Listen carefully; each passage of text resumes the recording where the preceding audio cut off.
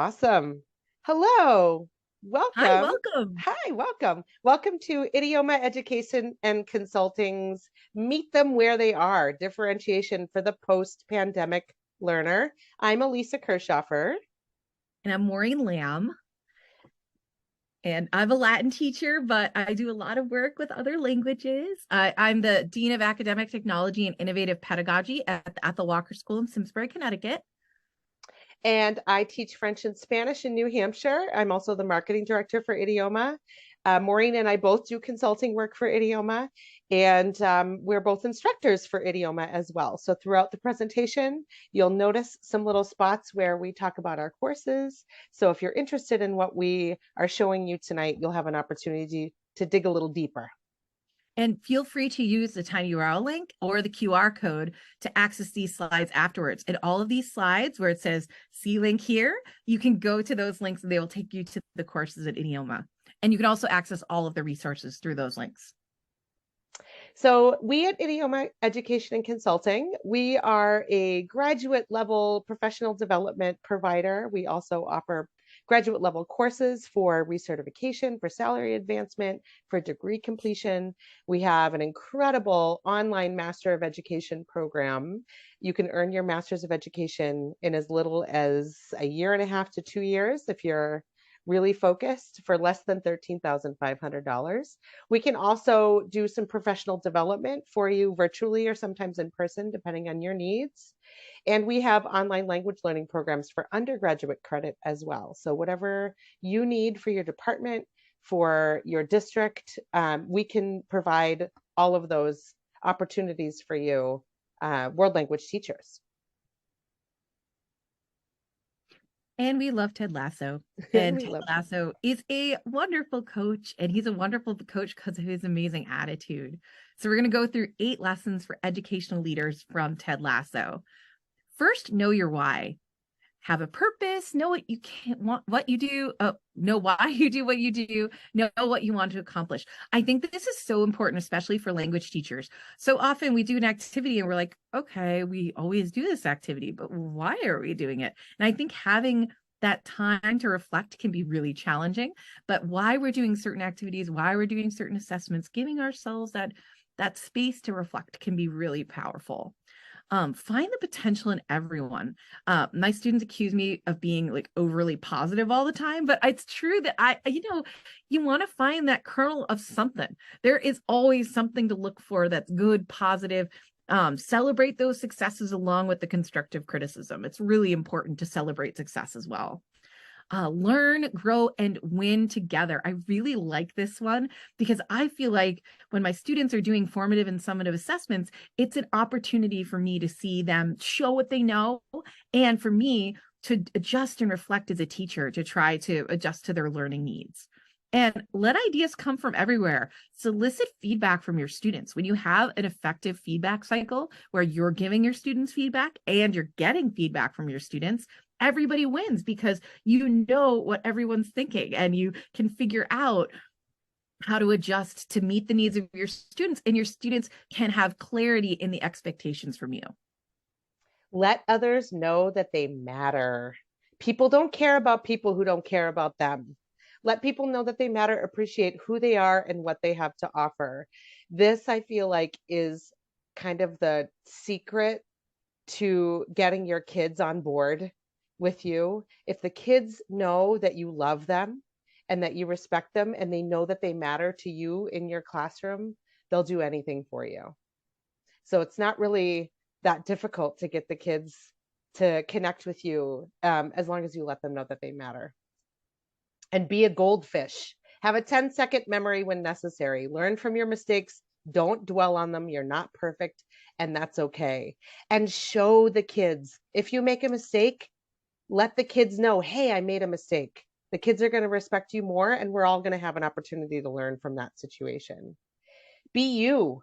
You are you. Maximize your strengths. Learn how to balance out your weaknesses. Don't try to change who you are to please others. That authenticity piece, it's what we encourage the kids to do all day, every day. And when you model that, then the kids have something really strong to look up to. And then, of course, believe in yourself, believe in others, Believe what you can accomplish together and constantly communicate and share those beliefs. Ted Lasso is an inspiration for everyone, not just soccer coaches. So let's start with acceptance. Here's where we are. We are post-pandemic teaching with students of multiple proficiency levels in the same classroom. We cannot change it, but we can work with it. Here is a link to a Padlet that we've done with live workshops in the past. So if you scan that QR code, or if you click on the Padlet icon, that'll bring you to the Padlet that shows everybody's responses to our questions. What are some of the challenges that you cannot change? Go ahead and take a look on the Padlet of what other people have said and feel free to add to it. What are some of those challenges that you cannot change today in your classroom? When you see what other teachers have written before you, I guarantee that you're going to find something that you connect with so that you can feel that you are not alone in those challenges. And we can take a deep breath and we can say, okay, this is where we are. We've got to accept it. Where do you feel you have influence and control? So back in that Padlet, go and see what other teachers have written about where they feel that they have influence and control and try to find some connections there. Or maybe try to get some new ideas from what other teachers are doing. You'll notice that we have a wonderful community that we can lean on, so we can work with them and we can work with these challenges that we're facing in our classroom right now. So let's meet them where they are. Here is what we don't want to do as language teachers in a post-pandemic classroom. We do not want to tell our students that they should know a particular vocabulary word or a grammar concept. The fact is, some of our students maybe were remote for a good chunk of the pandemic, and they just didn't have the same access to learning that the in-person students did. Maybe some of those students came from a different school and they didn't really have a solid language experience at all. Maybe those students were in a classroom where the teacher was out for a long time. We don't know where the students are coming from. And the fact is, wherever they land, that's where we need to meet them. So telling them that they should know something is not going to help. And it's not going to build trust with your students either if they constantly feel like they're wrong. And on that note, do not constantly correct their errors and their mistakes, especially when they're trying something new. Let them take risks. Give them that space in your classroom to be able to take those risks, even if they're not correct. A little bit later on in the presentation, we're going to talk about the difference between making an error and making a mistake, and when it makes sense to jump in and correct, and when we just let it go. Do not overemphasize the grammar. Yes, we need grammar to be understood. We know that grammar is going through a little bit of a hard time right now. Not everybody is on the grammar train, and that's okay. We still do need grammar to be understood, but it's not the only ingredient in the effective communication recipe. So grammar is definitely a building block, but maybe this is a time when we can get a little loose and let go a little bit of the grammar while we help our students get back into the classroom and get back into some sense of post-pandemic learning. So here's what we can do. Determine where your students are, determine what they know, and then encourage them and celebrate with them in their progress. Do give them lots of opportunities to try something new without a grade attached. I know there's some fear around, well, if I don't give it a grade, then my students aren't going to be motivated to do it. I think you'll be surprised. If you try some activities where those students are going to have an opportunity to practice something new and you tell them it's not being graded, just go in and try it, see what happens. And make sure that you do support them in their ability to communicate, even at a really simple level. Emphasize it's about understanding and it's about being understood. It's not about perfection. Today, in fact, I gave an assessment to my Spanish students, and when I sat them down in front of me, and they're all nervous, of course, because students always get nervous before an assessment, I handed them the rubric and I said, okay, can you do me a favor? I want you to circle on the rubric, where does it say you have to speak perfectly and you can't make any mistakes? The answer is nowhere. Nowhere on the rubric does it say they have to be perfect and not make mistakes. We all took a deep breath together and the kids dove right in.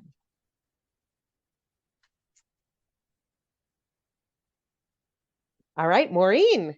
All right. So this is what we might think learning looks like. Totally linear, where students grow from novice to intermediate to advanced skills.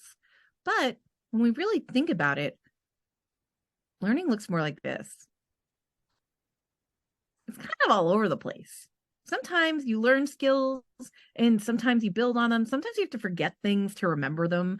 I think that this really accurately portrays my speaking Latin journey as I've started learning that. But it's really interesting because our students are going to acquire skills at all different times. And the best thing we can do is support them in their successes and help challenge them so that they can reach their best development zone. So making sure they're hitting their growth marks without feeling too frustrated, because it's going to be all over the place. And you're going to have students who are all over the place. Your students are definitely not going to be learning in a straight line. So making sure you can allow for differentiation and accommodation to help students with that is really important.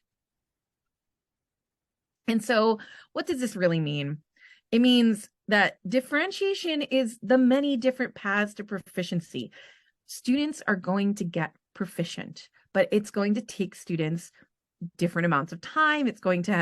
Students are going to acquire different skills at different times.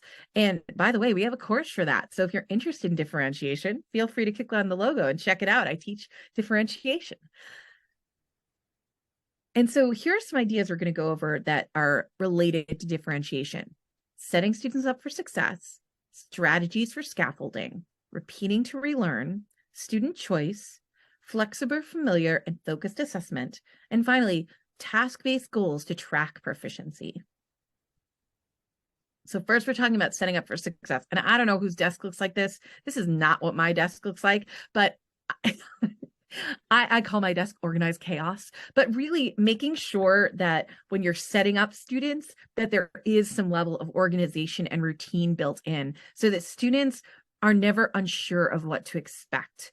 I have a colleague who often says clarity is kindness. And the same thing goes in the classroom. If students know what their expectations are, if they know where to go for things, that's really, really helpful for them. Everyone should be on the same page. If you have an LMS, making sure students know how to access it, they know what the expectations are on that LMS. If you're giving an assessment, giving students a real heads up, not just telling them the day before, maybe giving them a week or 2 weeks even, so that they know what is expected. Because the thing that makes students more stressed than anything else is the fear of the unknown. So as much as possible, making sure that everyone is on the same page. And I love this little graphic because you see how they're all united around that little square, but they all are bringing their own little bit to it. And that's really cool because that's what a classroom is like. Even if everyone's on the same page, everyone's bringing their own strengths and their own talents to what you're learning. So yes, you do need some similarities here with everyone knowing where they're going and what they're doing, but it'll always be unique because students are going to bring their own unique perspectives to this. And so one of the ways I do this to keep everyone on the same page is I know some of my students only check the to-do lists in the LMS. And if your students are like this, you know what I'm talking about. And so what I like to do is have a slide of the day. And the slide of the day is great too if you have students who are out. I'm teaching in a school right now that has a really amazing equestrian program, but that means that some of my students are out for riding competitions for 2 weeks. And so I have to make sure they know exactly what we're doing in class. And even during the pandemic, making sure that students who are out ill or taking care of people were also in the loop. And so everything would be in one place. So I'd have one slide of the day that would have classwork, all the links for what we did in class, and then my homework playlist. I stopped grading homework. Now I do a playlist where I have ways for students to review. That could be a Quizlet usually, and then maybe a Blue-Kit or a GimKit or a Kahoot. And then I give usually a review video of some kind. And then finally an extension activity. And this could be just about anything. Usually something that's going to catch my students' attention and make them excited to read more. Today I put up an article about how they may have found a new Roman emperor in Dacia because they found a coin for an emperor Sponsian. And they were all really jazzed about it. And so even little things like that can make it really fun for students. And if students already know it and they don't want to review, giving them an extension activity allows them to kind of do more with it, which is really fun. And these are links. So if these are interesting to you or something we can go through, these are links to different wayfinding docs. This is an example of one. That's not how I expect my students to be. That's actually supposed to be Sisyphus. I don't think my students have Sisyphean tasks in my class. We're reading a story about Sisyphus. But it links to all the different days. And then on slide 2 there, you can see those are the things we did in class synchronously. And then asynchronously, students were color coding different things. And again, this could be work that they do at home. This could be work they do during free time in class. It really depended. And we had a very different schedule during the pandemic. So there was a lot more free time for students. But that's an example of what it could be. And again, students know that this is where they go to see these things every day. So there's total clarity there. And it's really important to organize your LMS in a way that students can understand. And that means getting feedback from students. Again, sometimes students will give you critical feedback. I had one very honest student that told me, Mrs. Lamb, I just really don't like the way your knees creak when you bend down to help people. And that was very honest. And I appreciate it. I can't do anything about it, but it was an honest feedback. And I think it's important to get that kind of feedback, maybe not that particular kind, but to get some critical feedback that can help us. So we're going to talk about organizing, adding emojis, and Moat. I love Moat so much. It's amazing. Look, there we go. Oh, so here you can organize in different ways by week. And there's a whole bunch of different ways you can organize here, organizing by unit. You can organize by topic. You can organize by file type. Or you can do what I do, which is like this weird combination of organizing by chapter, lesson, and topic. So just kind of everything all at once, all together. But whatever works for you. I also like to add emojis to my LMS, because I find that that helps students to know what type of assignment it is. So we come up with a common system of symbols. So something that stands for, this is our a test coming up, or an assessment. This is something like, this is an extension activity, or this is something we're doing in class. So having a system by which you're putting things online can be really helpful. And the pictures just help give that extra indication to students. And it's so easy because emojis are so, they're really good with a lot of the different LMSs. I use them in Schoology, I use them in Canvas, and I used to use them in Google Classroom. So they can be really helpful. And here's a little tip. If you don't know how to add emojis, this should help. And this works for almost all LMSs. If you have more questions, feel free to reach out to me and I can help you find out how to do it. And finally, Moat. Oh my goodness, Moat is doing a lot of really cool things now. Even since like I started doing this presentation, they have these hyper moats now where you can link what you spoke to your students anywhere, which is amazing, with just a link. So what I like to do is actually give my students voice comments as feedback, because I don't know about you, but oftentimes I'm frustrated when I take the time to write very thoughtful feedback. And then I look at the Google Doc where I wrote all this thoughtful feedback and my students have not looked at it. And I'm thinking, what do I spend my time writing all these comments for? But since I started using Moat and giving voice comments, my students are more likely to listen to something for 30 seconds than to read something for 30 seconds. So the voice comments actually really help to engage my students. Another thing a student brought up was when she was reading my written comments, she wasn't sure how I was feeling. And that was a really interesting comment. She said, I don't know if you were upset or if you were okay with how I was doing. But then when I heard your voice, it helped me understand like you were being encouraging and you were giving me critical feedback that was encouraging. And so I think it can take the sting out of that critical feedback a little bit when they hear your voice encouraging them and knowing their potential and knowing how they can grow and be successful. So if you have not tried it out, I highly recommend trying out Moat. It is free up to 90 seconds, so enjoy. Now we're going to talk about some strategies for scaffolding. And and we don't want the scaffold to be this, like the gotcha moment where we're scaffolding up and then like, oh, now all your supports are gone. Sorry. Gotcha. That is not what we want. So this is a picture of what not to do. We want our scaffold to be in place so that students can feel confident and successful as they're learning something. And then we take it away gradually. We don't take it away all at once. So that's something important to keep in mind. And so there are 5 S's of scaffolding. I'm a big fan of alliteration, in case you can't tell. Sinking knowledge, summarizing, showing what you know, substitution, and supplementing.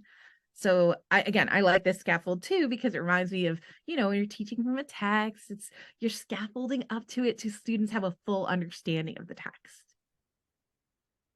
And so syncing knowledge is kind of like when you have your phone and you're syncing your phone, it's bringing the new information to kind of come together with the old information, the little sync sign. Well, that is exactly what you're trying to do with new material with students. You're trying to take their prior knowledge and sync it with what you're going to be teaching. And so, for example, if you happen to be reading Julius Caesar, you can have brainstorm on what do students know about this? What are the things they've heard previously, learned previously. So then you have a better understanding of what students' prior knowledge is, and you can build on that. And by making connections, you're making it meaningful for students. And you're also taking those little brain neurons and making all those little connections to the things they already know, which is fantastic. I actually visualize that when I'm doing something like this with students. I'm like, ooh, look, you're building your little brain connections. Yay. So that's fun. Summarizing. And so it's really important to remember that we are all human, and human beings can only pay attention for so long. And so as we're doing something, it's important to summarize the important things you're doing at both the beginning and the end of the lesson, because guess what? That is when students are listening the most. In between, really guarantee they're always listening. And so making sure that even if they get nothing else out of it, you summarize what you're doing at the beginning and the end. Also, take time to answer questions, especially if students may not understand the summary. So give students opportunities at the beginning, the introduction, and the end to answer student questions. And be patient with time. I'm usually the one who say, okay, oh yeah, any questions? Okay, let's move on. I now have to count in my head. I'm like 1, 2, 3, 4, 5. I usually count to 10 because that'll give students time to process. I should probably count to 30, but I count to 10 because otherwise I'll just keep going at a breakneck speed. And so giving some time for students to process and ask those questions. And also, as teachers, we are not the possessors of all knowledge. If other students can answer other students' questions, by all means, give them an opportunity to do so. Make it a collaborative experience. That way, students can feel those connections with their classmates as well. And so, for example, at the end of a class, something I like to do is do a top 10 list of what students know from that class. Um, and a way I could gamify it with students, which I've done in the past, is the student has the most unique things, gets points for all the unique things that other people haven't written down. So you can kind of gamify it too, if your class is into that. I have classes this year that are so into games, but I know I've had classes in the past who are not as into it. So a top 10 list can be a fun way to summarize what you did in class. Another thing to make sure you do a lot of is showing what you know. And really, this is little formative activities that help students to show what they know. Oftentimes, I like to make these proficiency-based activities so that I can give students feedback on their proficiency levels at the same time. And again, I give feedback and not grades for formative assessments. I know not everybody might be in that place, and that's totally cool. That's just what I personally do. But I think giving feedback is really important, even more important than the grade in a lot of ways. And so students have many copious opportunities to demonstrate and then get feedback on their learning. And by the way, the teacher gets feedback too. Every time you do these formative assessments, you're getting feedback. You're like, okay, they really get this, or, oh, wow, they really didn't get this. We need to go over this again. And give students opportunities to give you feedback. I'm going to say this later again, but give them opportunities to give you feedback. Make it a cycle. It's not just about a one-way information. You should both be giving each other information. So an example, students complete an activity where they demonstrate their comprehension while getting student feedback. I love using formative. Oh my gosh, formative is a game changer. I use it for all of my assessments. I also use Whiteboard 5, which is amazing and allows students to might not really enjoy drawing to have opportunities to use emojis and little images on it. And also Pear Deck, so you can just type back and forth to students. And to gamify it, Sometimes I use Quizlet Checkpoint or Quizlet Live to give feedback to students' understanding, or GimKit. So it's really fun. Substitution. And as a teacher, we've got a lot of tools in our toolbox. We, especially us who've been doing it a while, I've been doing it 16 years. And you know what? I got a lot of tools in my toolbox. So checking in with students and making sure things are working for them is super important. So oftentimes I ask 3 questions, and these are the 3 questions that are the most prominent in my end of week check-in linked here. What did you find success with? What did you find challenging? And what do you want your teacher to know? And that open-ended question can be very scary to ask, but at the same time, I've gotten all sorts of wonderful responses there. I've gotten everything from Mrs. Lamb, you should go shoe shopping, to my dad has COVID and I'm really scared, or my grandfather died and I'm having a rough time, or I just had a math test and I'm just not feeling it this week. And so I think getting that information from students, whatever they feel comfortable sharing with you, I've never solicit information that students were not comfortable sharing, but as long as they're comfortable sharing with me, that helps inform me as a teacher. And if something's not working, sub it out. Just change what you're doing. Find different ways that work for them. That's really important. Supplementing. Okay.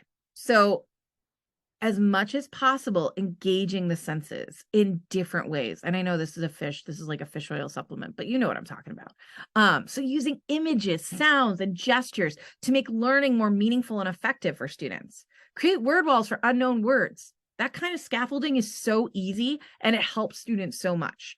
Posting rejoinders on the classroom walls. I do this in Latin all the time, and it's so helpful for my students. Another thing that I've just started using are chat mats. Chat mats are great. They're a great way for student reminders during interpretive just kind of practices to figure out what the sentence stems are that they can use. Decorate your classroom with relevant materials. I have some really fun posters up right now of different women writing Latin, which is awesome. And I think it really helps my students to see themselves too in a lot of ways. I also have a poster of Mindy Kaling and Kalasa and Mary Beard. So I have a lot of like prominent women who study classics, which is really cool. And get students involved as much as possible. If you're seeing the class dragging, if they're starting to fall asleep like they were, I'll admit it, today in my Latin 3 class, we just got up and started doing stuff. Like get them up and moving, keep it in the target language. And I told them I got them up out of their chairs and I said, okay, we're going to do good luck. So you're going to walk over the threshold. You have to walk with your right foot first, because in ancient Rome, it's very bad to walk with your left foot first. And so we all walked over the threshold. I just wanted them moving so they didn't fall asleep. But it worked, and they got up and moving, and it was in the target language. So that's fine. Just anything you can do to kind of make it engaging is really fun. Okay, so we're going to talk about the differences between errors and mistakes so that you can better determine when you need to interrupt your students in order to correct them. So an error occurs when learners have not yet acquired the correct form and they make guesses, often based on their native language and their current knowledge of the target language. I love when my students do this. It gets me so pumped up because I can see that they are thinking about the rules that they already know or the vocabulary that they already know, and they're trying to apply that to a new situation. I love when my students make errors, and I tell them that I love when they make those errors. A mistake is a performance inaccuracy. So the learner has acquired the accurate form, but in a particular moment, they produce inaccurate language. When an error happens, don't interrupt. Praise them for their risk taking and show them the correct word or form later if necessary. This is an awesome opportunity. If you hear students, they're having a conversation, you're overhearing their conversations, and one of them says that word, and then the rest of them pick up on it and start using it. Hold on to that. And then at the end of the conversation, show them that correct form, and then let them try again and let them use it again. Do interrupt only if the situation feels appropriate when a student is making a mistake. I would never recommend interrupting a student if they're giving some sort of a presentation in front of you or in front of the class. When the expectation is that they are presentationally speaking, or they're even interpersonally speaking with a classmate, and especially if it's a high stakes situation, don't interrupt in those moments. But if you're having a casual conversation, or if you're giving writing feedback on something that they've written, that's an excellent opportunity to remind them of the correct form that you've been practicing. Remember, it's not something that they should know. It's a concept, of vocab word, whatever it is, something that you've been practicing. So we want to encourage them to use the correct form, but we don't want to make them feel badly about producing it inaccurately in that moment. So don't interrupt the error, let them take all the risks. But if the situation feels appropriate, you can interrupt a mistake. This information comes from Joshua Cabral. If you guys aren't familiar with Joshua, he just launched a podcast and he does some really great work gathering resources and providing those resources out. And he talks to some really cool people. So when you do have a mistake, how can you address it? So you could do a clarification request. So if there's a mistake in the vocab or function and structure of the target language, you could ask a question in order to bring attention to that mistake. You could also use elicitation. If you hear a mistake in the target language, you could repeat the sentence and then pause in the place where the mistake occurred. And that'll give the learner an opportunity to correct their own mistake by focusing on that word or structure. So you're calling attention to it so that they can think about it, and then they can try to produce it again correctly. Or you could do repetition. When there's a mistake, the teacher repeats exactly what the learner said and emphasizes the mistake. This will indicate, oh, look at that, emphasizes. Did I spell that right? I'm going to emphasize my own spelling mistake I there. feel like that's a British spelling. Is it? Oh, look at I me. could be wrong though. There we go. You're Emphasizing my own mistake there. Well, there we go. This will indicate where the mistake occurred right there, and emphasizes and gives the learner the opportunity to focus on that particular word or structure, and upon reflection, produce the accurate form. It doesn't always happen that they're able to produce the accurate form, so go ahead and give it to them. Go ahead and give it to them. And then have them, maybe there's another opportunity for them to practice that you could call their attention to later on. Next, we're going to talk about repeating to relearn. One of the cool parts of brain science is that you actually have to forget to remember. So when you learn something, you have to take a break from it and then kind of reactivate that learning in order to really remember something, which I just think is so fascinating. And so I've been trying to do more repetition with students so that they can relearn things over and over. And that really helps hone in on what they need to learn. And so you go over something, then you bring it back several days later, and you bring it back and you tie it into a new concept, which is what I like to do. And then that helps students remember. And repeating a concept or a topic in the context of something new can really help with student learning. So let's say we were going over something and the student asked me a question about some sort of grammatical structure that they weren't understanding. Then the next time we were reading together, no matter what we were reading, I would say, oh, and look, here's this amazing grammatical structure. And they would know, oh yeah, that's what we went over. And it helps solidify it for them. So that's really helpful. And it's really important to give students options for solo review. I think personalized learning is something that's really important, and it's something that's very individual. Some students in my class can basically sail through my class without doing any homework at all or any studying or reviewing. Good for them. But I would say the vast majority of my students need that extra practice, but they don't necessarily need to practice the same things. Sometimes they need to practice different things that we've gone over. And so by creating a lot of different opportunities for students to practice, that can be really, really helpful. So that could be something like a Gimkit or a Bluekit, that could be a Quizlet, that could be reading, rereading what we've already read in class, doing tiered readings to help understand better, or teacher videos. I like making short videos for students, especially if there's something that I feel wasn't particularly clear in class so that we can review together. That's really helpful. Next, we're going to talk about my favorite topic, student choice, giving students agency by giving them choice, which is so important. And like I talked about before, Homework choice. This is one of the big ones I do now, and it's not graded. It's just you choose what you want to do. And if you don't want to do something, that again is your choice. However, if your assessments are not reflecting where you want to be, then you might want to rethink your choices. And so we talk about that as a class, thinking about different review options, whether that's a Quizlet or taking notes, gamified review like GameKit, Lucan, and Coot, doing a short review video on Screencast, Fire, Loom, and sharing it with students. I love doing this for stuff that I think students need a little more work on. And then extension of learning, like we talked about, little applications of learning. And then often, like once a week, I give students opportunities for feedback.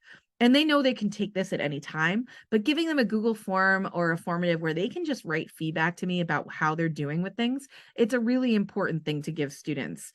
So I highly recommend doing that. And I had a link to that earlier if you want to use my form. Assessment choice. So where students often feel the most powerless is in assessment because they feel like it's sometimes forced upon them. They feel, why am I doing this? And so my husband makes fun of me because he says, you explain why you're doing something pedagogically. I'm like, yes, I tell them why I'm giving this assessment and what's the purpose of this assessment and what I'm going to get out of it and what they're going to get out of it. Does it take an extra couple minutes? Sure. Does it help them feel a little better about it? Absolutely. And so sometimes I have students pick sections, pick a number of questions to answer, or even pick how they want to be assessed. For my mid-year exam, I'm strongly considering giving students the option between traditional reading comprehension questions, drawing cartoons, or doing a modern retell of the story that we're reading. And so thinking in target length in L1. And so thinking about, okay, how am I going to have students demonstrate their comprehension in a way that is meaningful and makes sense to them? And so that gives students more ownership, but it also gives them options. And I think by giving them options and when they have more agency, they feel like, oh yeah, I've got this. This is something I can control. And that really helps de-escalate the stress in a lot of ways. I also do a Fun 45 project. I just started this with my Latin 3 class for 8 weeks, 45 minutes a week. Students have to start with a 90-second pitch proposal where they propose an essential question that they will be researching. Then we have a Shark Tank where other faculty members come in and they ask them questions about their project. And their elevator pitch is so quick. It's 90 seconds. They can only have 6 Google Slides. And then they get all this feedback because they're going to use research to create a product. And the product can be a number of things. I had one student who filmed people trying Roman condiments after he went through and researched what different Roman condiments were. I had another student who interviewed his father, who is an Army veteran, and compared his father's experiences in war to Roman soldiers in war. I had another student who did what could have been a graduate project about how Athena in war is different from Minerva in war because she took Latin and Greek. It was really fascinating. I had another student who talked about what the markets of Trajan would have looked like and how a modern market of Trajan might have been online. And so that was really interesting. Like if you were to explore the different shops. And so students have done all sorts of things over the years, and it's been really cool to see students pursue their passions and create a product that they can share with the greater community, whether that be a website, an interview, a video, or what another student had a clothing drive because at a certain Roman holiday, people would donate their childish clothes and toys to show that they were going to adulthood. And so it really could take a lot of different ways, but they have to engage with the language and with the archaeological evidence as they're going through and doing the research, which is what I really wanted. I wanted them to engage with things that were interesting to them. So this is a really fun project. If you want more information, feel free to reach out. I will share my templates, everything. It's really fun. I love giving choice in reading, and that means doing free voluntary reading and book clubs. I also have ideas about having students kind of choose how they demonstrate comprehension. That could be drawing, that could be creating comics, that could be doing an emoji retell. I love emoji retells. They're so silly and fun. Or a smash doodle, which is a combination of pictures and text, but it doesn't have to be linear like a comic. So that's really fun. I also really like choosing your own adventures. I think those can be really fun for students to demonstrate their comprehension because they have to make the next choice based on how they comprehend the Latin. And I like having them do that in groups too. And then if something happens to them, like an unexpected, unfortunate ending, they're like, oh no, I have to try again until they win the choose your own adventure, which is really fun. I love doing free voluntary reading. I try to have students do it for about 10 minutes a day, or at least 10 minutes a week. And sometimes I have students work in book clubs. And really what that means is that students will be reading the same book, and then they'll talk to each other and do activities with each other to follow up that FBR. Great opportunities here for formative tasks where students can practice their proficiency. And they can either form their own groups, or I actually like to group them based on their interests and based on who I think will work well together, but it really depends on what works best for your students. If you want more information, let me know. And this is a template for choose your own adventure. Highly recommend you use this rather than try to create your own, because this took me hours to make. So take advantage of this. And if you want more, let me know. And now we're going to talk about one of my favorite things to talk about, which is assessment. Assessment is something that is on a lot of people's minds right now as we enter in the midterm season. And so thinking about assessment as flexible, familiar, and focused. So by flexible, I mean, not like that ballerina is doing, but by giving a practice for assessments. When you're giving an assessment, give students the same types of questions so they know what to expect. Again, clarity is kindness. Giving that clarity is so important. Give opportunities for correction and growth. I allow retakes for my students, and I think it's great. It's a way for them to demonstrate their proficiency because it will show their genuine proficiency if they can retake it and demonstrate to a higher level.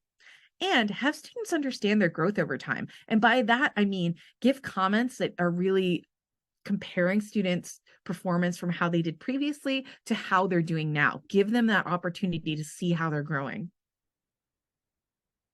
For familiar, it's really important to assess content knowledge, not the assessment type. So just like for SATs, they have all those practice SATs. It's really important that students know what to expect on an assessment, because if they don't, that's going to add to that stress level. And as much as possible, we want to de-escalate that. Assess what students know. Yeah, don't assess on a caption from a picture on the textbook. I'm just saying this from personal experience. Just don't do it. It's a bad idea. I didn't assess this way. I had a teacher who assessed this way. Assess what they know. Assess what you've gone over in class. This shouldn't be like a gotcha moment. This is a how are students doing? What do they know? Let them have an opportunity to show it. And again, explain why you're doing what you're doing. Why are you giving this assessment? What is this assessment going to tell you? What is this assessment going to tell the students? Very important. Finally, focused. Stick to just a few skills, maybe 2, maybe 3 at most per assessment, so that you can better gauge where students are. Better yet, give them skills with rubrics beforehand so they know exactly what they will be assessed on. It's so important to really give students that clarity of expectations with assessment. Again, we want to bring down the level of stress. They should have enough stress so that it's like a good stress, like before a game or something, where they're just ready to go, not stressed like, oh my gosh, I have no idea what's going on. So as much as possible, giving them that opportunity. And something I've been doing a lot with is really rethinking the way I do my formative tasks. As much as possible, doing formative tasks that are mirroring proficiency tasks that I would do on a final assessment with students, giving students a lot of practice by continually doing these task-based goals. It's really important and really fun.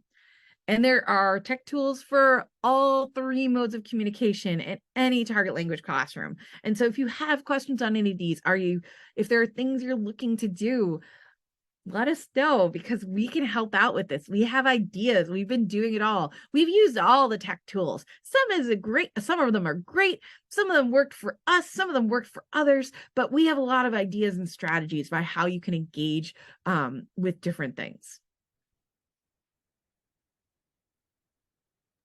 So I love, Maureen, what you were talking about with assessment and having the kids really show what they know.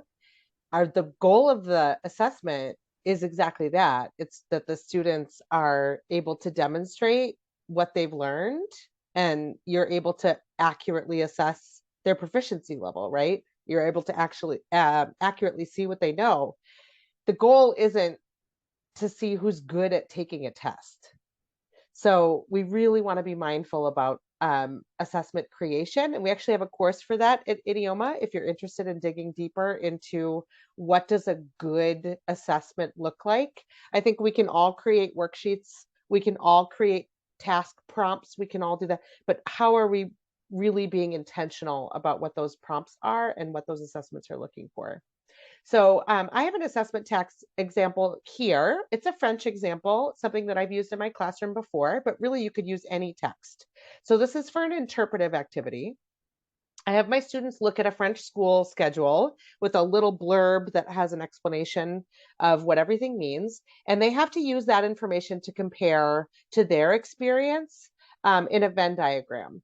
So any student can access this one resource, whether they're novice low to novice high. You could even give the same resource if you have a classroom that includes students from novice mid to intermediate low. It doesn't have to be just at the novice level, but a student at the novice low level is going to be able to access this task by recognizing and listing which classes they have in common with this French student. They may also be able to identify times, days of the week, and they can probably infer teacher names and room locations. A novice mid student will be able to recognize individual words and short phrases from the schedule and from the document to compare their experience.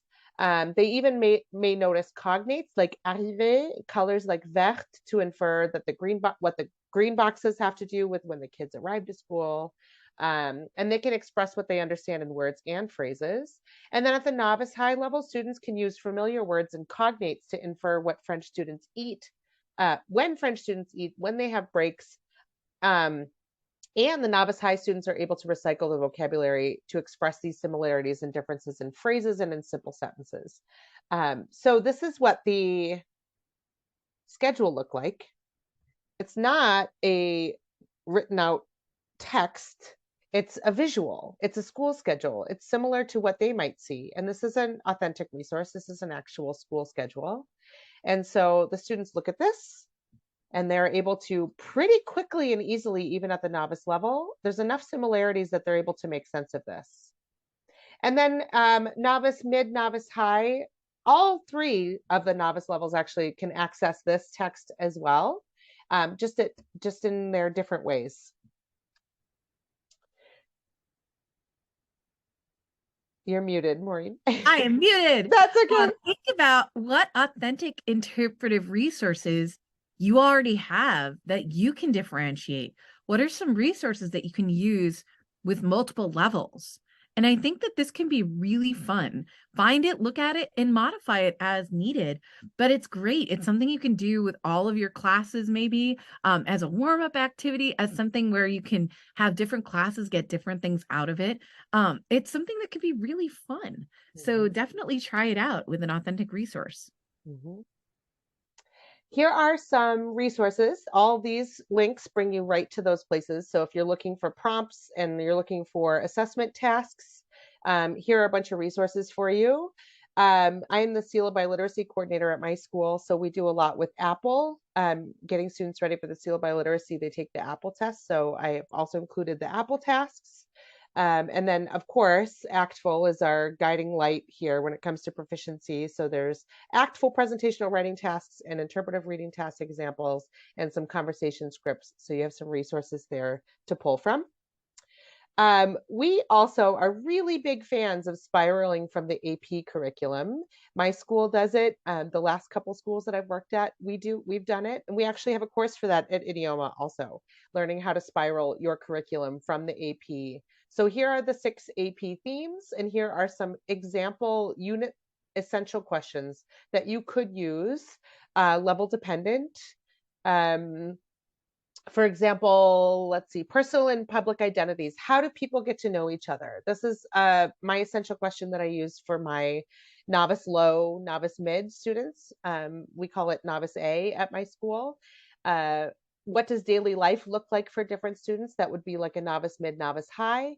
Who am I and who are the people around me? That's a novice high to intermediate low, some intermediate mid. And then how can personal circumstances influence people's lives is an intermediate low to intermediate mid essential question.